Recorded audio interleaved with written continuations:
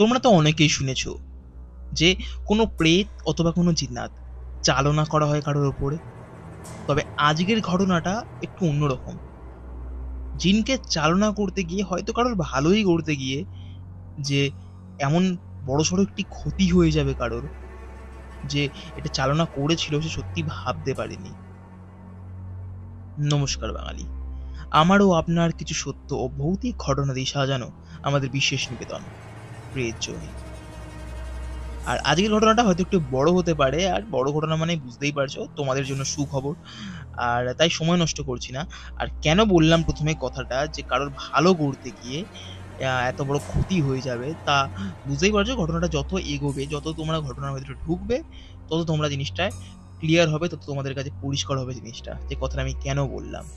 আর সত্যি ঘটনাটা আজকের প্রচন্ড ইন্টারেস্টিং একটি ঘটনা। আর যেখান থেকে এসছেও এই জায়গাটার নাম আমি সত্যি বলছি বাংলা কোনো একটা বইতেই শুনেছিলাম।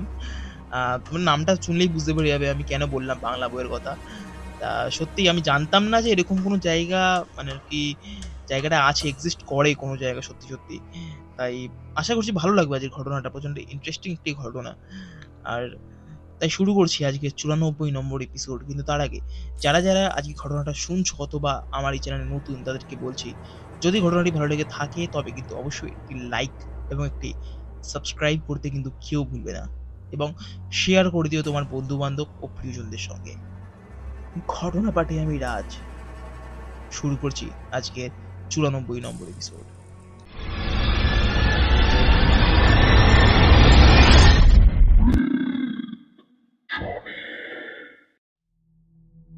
নমস্কার রাজ ও প্রিয় প্রেতজনী ফ্যামিলি, আমার নাম বিপ্লব মাঝি। আজকের যেখান থেকে আমি ঘটনাটি লিখছি, অর্থাৎ আমার গ্রাম, এই গ্রামের নাম হয়তো অনেকেই কোনো বাংলা মুভিতে শুনে থাকবে, তবে আসল জীবনে এরকম কোনো জায়গা আছে সেটাই হয়তো অনেকে জানে না। আজকের ঘটনাটি আমি বল্লভপুর থেকে লিখছি। গ্রামটা শান্তিনিকেতনের থেকে কিছুটা দূরের একটি ছোট্ট গ্রাম। আর এই ঘটনাটা একটু পুরনো ঘটনা, আমার বাবার সঙ্গে ঘটে যাওয়া একটি ঘটনা। এই ঘটনার মধ্যে দুটো ঘটনা আছে, এবং দুটো ঘটনাই একে অপরের পরিপূরক, মানে একটা না বললে অন্যটা অসমাপ্ত থেকে যায়। রাজ, তুমি এইভাবেই আমাদেরকে ঘটনা শোনাতে থাকো, আরো এরকম নতুন নতুন ঘটনা আমাদেরকে দিতে থাকো। আশা করছি পরবর্তী সময় আরো বড় ফ্যামিলিতে পরিণত হবে। এবার ঘটনায় আসছি। ঘটনাটা আমার বাবা ঠিক আমাকে যেভাবে বলেছিল, আমিও ঠিক সেইভাবেই বলার চেষ্টা করলাম। বল্লভপুরকে তোমরা এখন ঠিক যেইভাবে দেখো, প্রথম থেকে এইভাবে জায়গাটা ছিল না। সেই বছর আমাদের এখানে বেশ গরম পড়েছিল, বেশিরভাগ পুকুর শুকিয়ে গিয়েছিল। তবে একটি পুকুর ছিল, যে পুকুরের জল যতই গরম পড়ুক না কেন কোনোদিনও শুকাতো না। তখনকার সময় ওই পুকুরটা আমরা সবাই দাসীদের পুকুর নামে চিনতাম। ওই পুকুরেই আমি সহ আমার আরো 3-4জন বন্ধু মিলে যাই স্নান করতে। স্নান করে বাড়িতে গিয়ে দুপুরের খাওয়া দাওয়া করে বিকেলে খেলতে বেরোবো, এমন সময় খবর আসে যে ওই দাসীদের পুকুরেই কোনো একজনের মৃতদেহ ভেসে উঠেছে। দেখো, পুকুরে ডুবে যদি কেউ মারা যায় এটা ভীষণ স্বাভাবিক, তবে অদ্ভুত লেগেছিল এটাই যে দাসীদের পুকুর গভীর ছিল ঠিকই, তবে সেই সময় পুকুরে ঠিক যতটা জল ছিল, ওই জলে মানুষ ডুবে মরে যাবে, এটা ভীষণ আশ্চর্য করেছিল আমাকে। মানে একজন 13 বছর বয়সী বাচ্চাও অনায়াসে ওই পুকুর হয়তো হেঁটে পার হয়ে যেতে পারে, সেই সময় এমনই জল ছিল ওই পুকুরে। আর আমরা তো দুপুরে স্নানও করতে গিয়েছিলাম, তখন তো তেমন কিছু দেখলাম না। ওই মৃত্যুটাকে আমাদের গ্রামের মানুষ স্বাভাবিকভাবে মেনে নেয়। এবার বলি আমার সাথে ঘটা ঘটনাটি। একদিন এমনই গরমকালে দুপুরবেলা, সেই বছর বেশ গরমও পড়েছিল, তাই আমার বন্ধু বান্ধবকে বলি যে আমার সঙ্গে পুকুরে স্নান করতে যাবে কিনা। তাদের মধ্যে বেশিরভাগই না করে দেয়, কারণ ওই বছরের, মানে ওই যে ঘটনাটা ঘটেছিল, যে মানুষের মৃতদেহটা পাওয়া গিয়েছিল পুকুর থেকে, ওই ঘটনাটা ঘটার পর থেকে ওই পুকুরটাকে সবাই একটু কম ব্যবহার করতে শুরু করেছিল। অনেকে গুজব রটিয়েছিল যে ওই পুকুরের নাকি যে মারা গিয়েছিল তার আত্মা নাকি পুকুরের আশেপাশে ঘুরে বেড়ায়, যেমন গ্রামে হয়ে থাকে আর কি। তাই অনেকেই যেত না এই পুকুরে। তাই আমার বেশিরভাগ বন্ধুরাই ওই পুকুরে যেতে মানা করলেও আমার আরো দুটো বন্ধু, বিল্টে ও ধনাই, দুজনেই আমার সঙ্গে যেতে রাজি হয়, যারা বারণ করেছিল তারা নিজেদের বাড়ির দিকে চলে যায় ও আমরা ছুটতে থাকি পুকুরের দিকে। পুকুরের সামনে গিয়ে দেখি অন্যান্য দিনের থেকে আজকের যেন একটু বেশি নিস্তব্ধ চারিদিকটা। কারণ এমনি সময় অন্যান্য পাড়ার ছেলেগুলো এই পুকুরে স্নান করতে আসতো, তবে ওই ঘটনার পর, অর্থাৎ ওই মৃতদেহ পাওয়ার পর, তারা সকলেই একে একে আসা বন্ধ করে দিয়েছে। আর এমনিও আমরাও প্রায় অনেকদিন পরেই পুকুরের ধারে ঘেঁষলাম, সেই কারণেই হয়তো নিস্তব্ধ লাগছে। আমরা আর বেশি সময় নষ্ট না করে একে একে পুকুরে ঝাঁপ দিতে থাকি। পুকুরটায় ঝাঁপ দিয়েছি বটে, তবে কেমন যেন মনে হচ্ছিল যে পুকুরটাকে আমি জন্মের পর থেকে চিনি, প্রায় জন্মের পর থেকেই আমি পুকুরে স্নান করছি, এই জন্য সেই পুকুর থেকে একদম অন্যরকম, আমি যেন একদম অন্যরকম একটা পুকুরে স্নান করতে এসেছি। মানে কেমন যেন একটা অনুভূতি হচ্ছিল, আমি না ঠিক বলে বোঝাতে পারবো না। কেমন যেন একটা ভয় কাজ করছিল আমাদের মনের মধ্যে, মনটা বারবার করে যেন বলছিল, না নামিস না, জলে নামিস না, নামলেই বিপদ। তাই আমার অন্যান্য বন্ধুদেরকে কথাটা বলি যে বেশিক্ষণ জলে না থেকে চল 2-3টে ডুব দিয়েই উঠে পড়ি।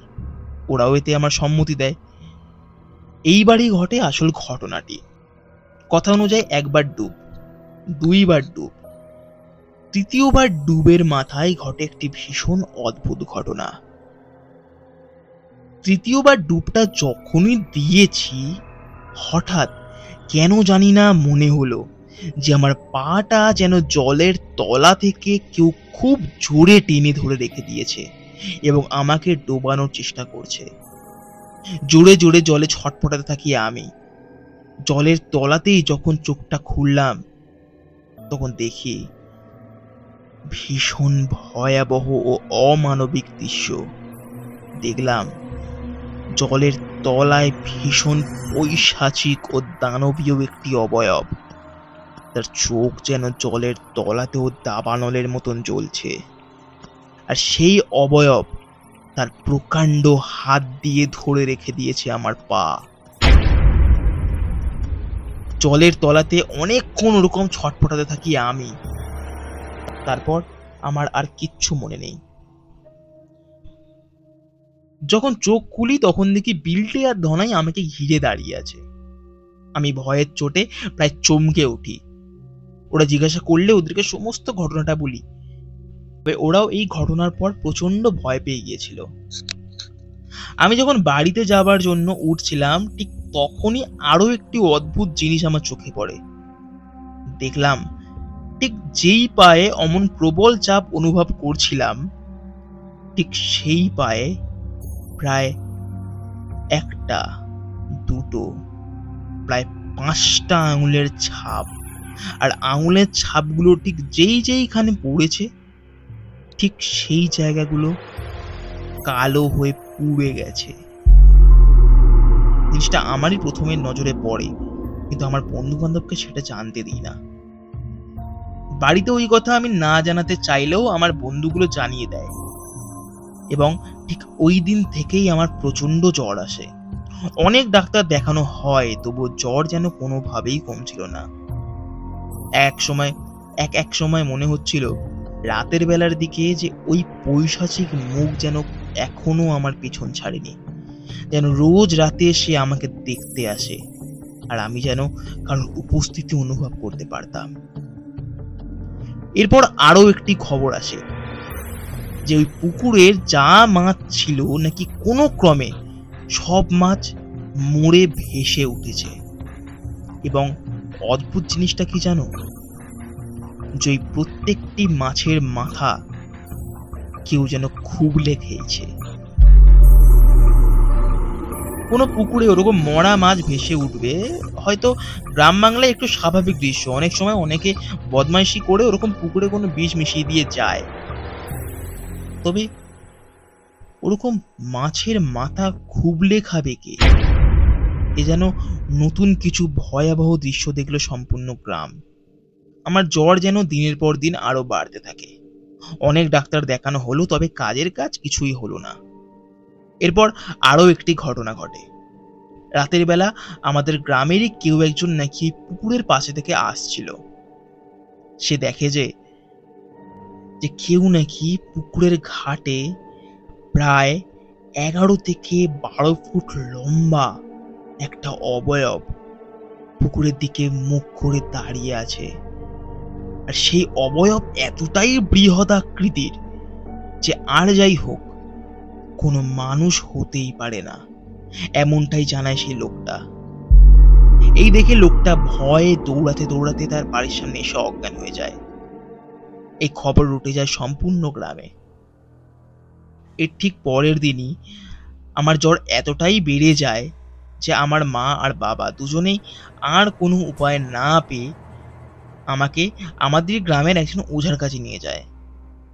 আমাদের সম্পূর্ণ গ্রামে উনি একমাত্র সব থেকে বড় মাপের ওঝা ছিলেন। আমার ওই অবস্থা দেখে ভীষণ অদ্ভুত ভাবে তাকালেন আমার দিকে এবং ওই ওঝা মুখটা একটু গম্ভীর করে বললেন, যেটা বলছি ভালো করে শুনুন, এই কদিন ওই পুকুরের ধারে কাছে ঘেঁষবেন না। ও পুকুরে একটা ভীষণ খারাপ জিন্নাতের বাস। হয়তো এটা আমারই ভুল, ওই জিন্নাতকে আমি ছেড়ে দিয়ে এসেছি। এই শুনে আমরা তো প্রচন্ড অবাক। এরপরে উনি আমাদেরকে যে ঘটনাটা বললেন, এই ঘটনা শুনে আমরা প্রচন্ড অবাক হয়ে যাই।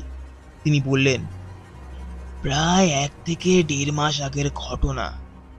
আমাদের পাশের গ্রাম থেকে খবর আসে যে ওই গ্রামের একটা বাড়িতে তাদের মেয়ে যেন কেমন অদ্ভুত আচরণ করছে। তাদের মতে যে তাকে নাকি ভূতে ধরেছে। তবে আমি গিয়ে বুঝলাম যে ওকে ভূতে নয়, জিন্নাতে পেয়েছে। তা ওকে অনেকবার করে ঝাড়ফুঁক করানোর পর সে জিন্নাত ওকে ছাড়তে রাজি হয়, তবে তার শর্ত ছিল যে তাকে এমন একটা জায়গায় থাকতে দিতে হবে যেখানে অনেক মাছ আছে এবং সে চাইলেই যেন সেই মাছ খেতে পারে। তাদের নিজস্ব বলতে শুধুমাত্র ওদের ঘরটুকুনি।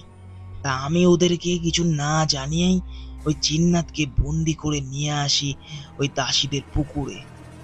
দেখো, তোমরা এবার মনে করতে পারো যে জিন্নাতকে আমি যদি বন্দি করতে পারি তাহলে তাকে বন্দি করে রাখিনি কেন। জিন্নাতকে বন্দি করা অত সহজ ব্যাপার নয়। কোনোভাবে যদি বন্দি থেকে ছাড়া পায় তবে প্রথমে সে আমাকেই মেরে ফেলতো। তাই তার কথা অনুযায়ী তাকে ওই দাসীদের পুকুরেই আমি ছেড়ে দিয়ে আসি। আমাদের সম্পূর্ণ গ্রামের সব থেকে বড় পুকুর ওই দাসীদেরই পুকুর, আর মাছও তো কম নেই ওই পুকুরে। তাই ওই পরিবারকে বাঁচাতে প্রায় বাধ্য হয়েই আমাকে ওই জিন্নাতকে ছাড়তে হয় দাসীদের পুকুরে, এবং তার প্রতিফলই এই ঘটনাগুলি। এই ঘটনা আমি ছাড়া কেউ জানতো না। তবে কি বলতো, আর হয়তো ঘটনাটা লুকিয়ে রেখে লাভ নেই, এতে লোকের খারাপ ছাড়া ভালো হবে না। তবে চিন্তা নেই, সামনের পূর্ণিমাতে আমি কিছু আমার জানাশোনা মৌলভী সাহেবকে ডেকেছি। ওই জিন্নাতকে ওই পুকুর থেকে সম্পূর্ণ ছাড়িয়ে দেবো, যাতে ও আর কারোর ক্ষতি না করতে পারে। আর তোমার ছেলেকেও খারাপ নজরের হাত থেকে রক্ষা করার জন্য তাকে একটা তাবিজ দেব।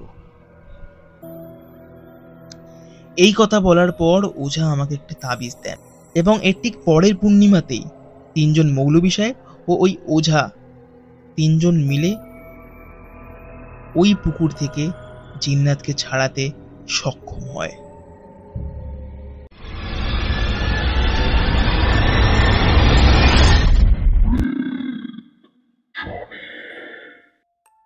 কেমন লাগলো আজকের ঘটনাটি?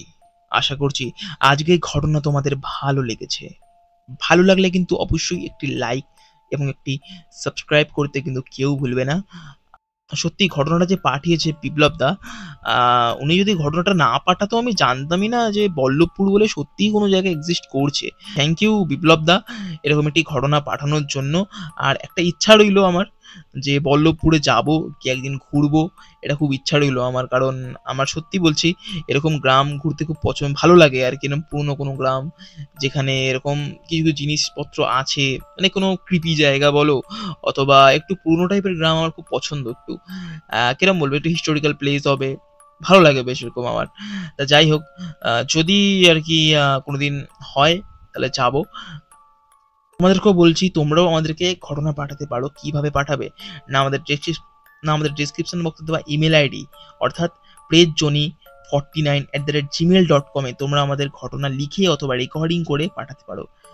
ঘটনা পাঠাও, যত পারবে আমাদেরকে ঘটনা পাঠাও। তোমাদের একটা ঘটনা আমাদের কিন্তু অনেক কিছু ম্যাটার করে তোমাদের একটা ঘটনার ওপর। তাই যত পারবে আমাদেরকে ঘটনা পাঠাও। আমি ফিরছি আগামী শনিবার ঠিক রাত 11টায়। আজকের জন্য সকলকে শুভরাত্রি।